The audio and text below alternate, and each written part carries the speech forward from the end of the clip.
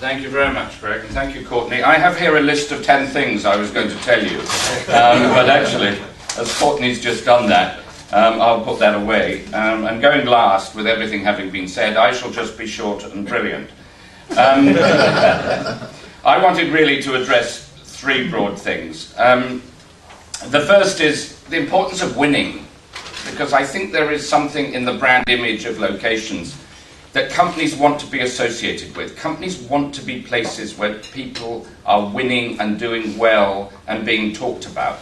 And I think the Olympics is pretty critical in a global marketplace to that kind of branding. I think London, and particularly the whole Thames Gateway area, has a very special challenge in that the London Olympics will be the first to be subjected to extraordinary scrutiny on sustainability issues.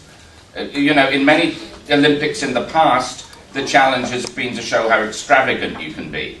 London's got to meet a different kind of challenge. Does this thing really make sense going long term? And what Andy's already said this morning about the legacy gives an indication of how well I think that's being managed. And the other point is this really will be a digital games. I mean, the thought of 100,000 people filming an opening ceremony, the bandwidth required for that, and I know Andrew Cook, were you in Vancouver, Andrew? But the Think London team in Vancouver found a lot of digital companies very interested in following on after Vancouver and coming to London. So the kind of digital capability in the creative industries in and around London and the whole Thames Gateway industries, that I think also will be critical. Let me come back to what I think is central to my remarks, which is the image value and the power of the brand. And among other things, I also advise Sue's business at FD, so I'm very interested in the marketing positioning issues in FDI. Andy used the phrase about unlocking the potential of the whole Thames Gateway area, and it was very similar to a remark John Burton made at lunch yesterday, saying from Westfield's point of view, their big investment in Stratford, he said, with the Olympics coming, and I thought a very vivid phrase, the planets got aligned. And I think the Olympics provide that kind of trigger. The first time I saw a master plan for the Olympic bid, it was titled 2050. And I thought that was quite interesting. What we're developing in the east of London is a 2050 plan. The 20 is for that a trigger for the development that will go 50 years out. I talked also about the symbolic role in branding terms. And in the early days, there was real scepticism among ministers and others as to whether London, such a superior kind of place with superior kind of people, really ought to bid for the Olympics at all, or whether that should be left to tin pot cities elsewhere. And it took quite a lot of persuading, including, curiously, with the Treasury. But I look back at the importance that the Olympics has had for cities that have hosted it. It was striking in the modern Olympiad. Until 1964, there was only one Olympics outside the US or Europe, and that was in Melbourne. Melbourne making a statement in 1956. 1964 is still talked about in Japan all the time. It was not only the Olympics, but it was the Shinkansen. It was Japan's re-entry, in a sense, into the family of nations after their disgrace as they saw it in World War II. And it still has enormously powerful symbolism for the Japanese. They see it as launching that great export-led era of growth. Looking back on other famous symbolic Olympics, I suppose the most vivid is the most horrible, which is the image we all have of 1936 and Berlin and the statement that made. But just think of the power of the symbolism of that and Jesse Owens winning those medals. 1948 in London.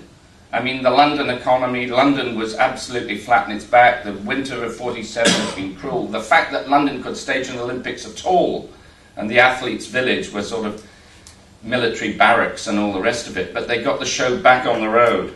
And you could go on and on. 84 and 96, LA and Atlanta, and I look back on those as really the apotheosis of US commercialism, the branded games. Particularly with Coca-Cola and Nike and others. And, we've just seen what's happened in Beijing and China's statement of itself as a world power, and the Olympics was very central to that. And Jordi talked of the power of what the Olympics did for Barcelona. I particularly link Barcelona with the year. because 1992 was itself very symbolic. It was when Spain became a full member of the European community. It was the completion of the single market. And I think and also you were winning things then. Wasn't El Tel there in those days? You need an English manager in those days, a good Tottenham man to make sure that Barcelona could join. There's also, I think, for London and the Gateway area, something very key from the bid. I was an envoy for the bid, and I yield to no one in having done less for the bid than anyone else alive. But I was very struck by the research we did. And the competitors were New York and Paris primarily, though Madrid actually could well have been a key competitor. The research said that Paris was the centre of a monocultural society. New York was the centre of its own world, which amused the Americans at JP Morgan enormously. But London was the world city. And this whole sense of London's positioning as a multicultural city. When I was doing the UK job, we boasted that London had 45 nationalities of at least 10,000 people. My daughter teaches in a school in London where 18 nationalities, or at least the parents come from 18 different nationalities in a class of 30.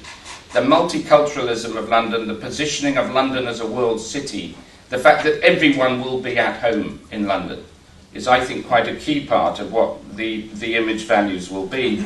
And I think the connectedness, the fact that London luckily finds itself sandwiched between two of the BRICS, between Beijing and Rio, is again, I think, quite valuable, because the branding assumption that London is where the world meets, London is the connection point, that again will be reinforced.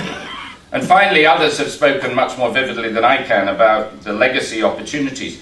One of the things that's going to be so different is that the London development, of course, will be very new. And it will, by definition, have to attract new generation businesses. Because we aren't going to attract old generation businesses. We don't do that anymore, and we're not competitive on those.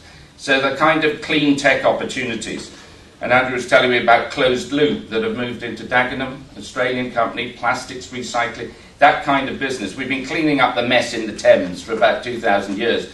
There's no reason why we can't do it rather more cleverly in the future. So in that sense, we'll be going back to our roots a little bit. And I think the tonality of the London Games, I think it's going to be the most gigantic street party of the Games. And I think the Brits are quite good at that. It's a way of managing our heroic sense of ourselves with our natural grumpiness and scepticism. And I think that might come together. But it's all about creating the sense of a winning environment. The sort of passion I heard yesterday about the legacy and what's happening in Thames Gateway persuades me that we're on a roll now, and that's really important in attracting new business. Thanks.